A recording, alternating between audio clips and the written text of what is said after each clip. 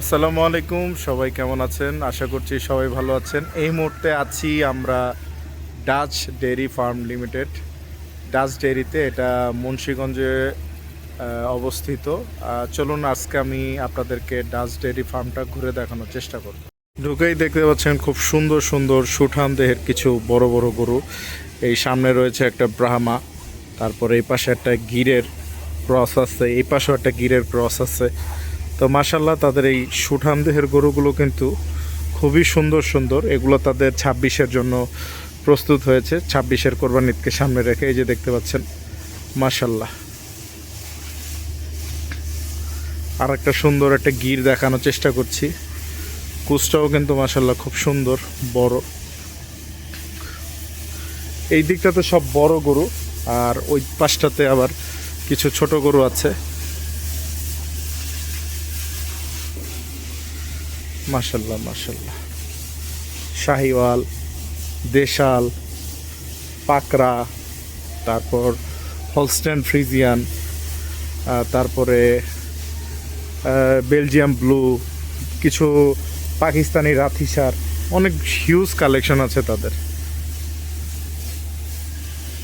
এই দিকটাতে রয়েছে ডাচডেরির একটি সুন্দর পাকরা। এগুলো মূলত পাকিস্তানি রাথিসার। তাদের কিন্তু এই দিকটাতে হিউজ কালেকশন রয়েছে। আমি একটু ঘুরিয়ে দেখানোর চেষ্টা করি।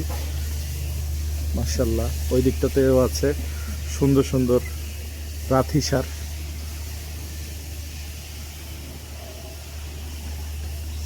এই যে এই পাশে একটা দেখতে পাচ্ছেন গিরের পাকরা। এই দিকটাও ডাচ ডেইরির কিছু মিডিয়াম সাইজের গরু দেখতে পাচ্ছেন। এগুলো ম্যাক্সিমামই শাহিওয়াল এবং দেশাল। এই পাশে কিছু বড় গরু আছে তাদের। মাশাল্লাহ, খামারটা অনেক সাজানো গোছানো। তো যারা যারা আসতে চান অবশ্যই আসবেন। আশা করছি তাদের 26-এর ঈদ কালেকশনগুলো আপনাদের পছন্দ হবে।